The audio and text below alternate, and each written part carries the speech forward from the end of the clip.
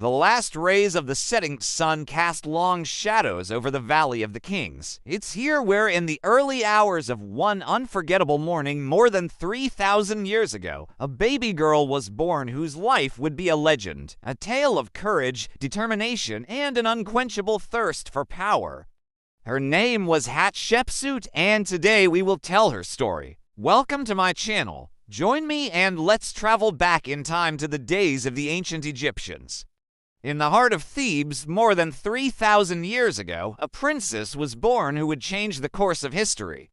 Daughter of Pharaoh Thutmose I and his great royal wife, Amos. Her name was Hatshepsut. Life was good to Hatshepsut. She grew up in the royal palace in Thebes, surrounded by all the luxuries the kingdom could provide, but she did not live in an ivory tower.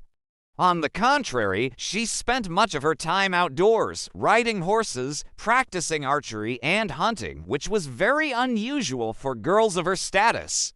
As she grew older, she caught the eye of her father's advisor and general, a man named Thutmose. He was 20 years her senior, but that didn't stop her from falling head over heels in love with him.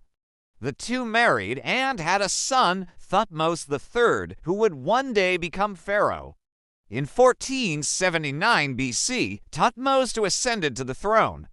Hatshepsut became queen, but her happiness was short-lived.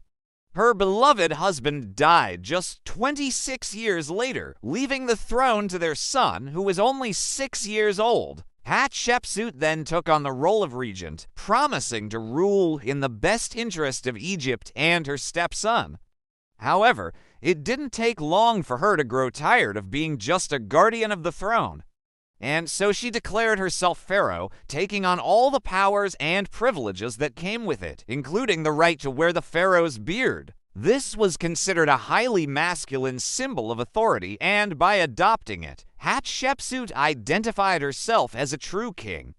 She ruled for more than 20 years, a period of peace and prosperity for Egypt. She wasn't just content with maintaining the status quo.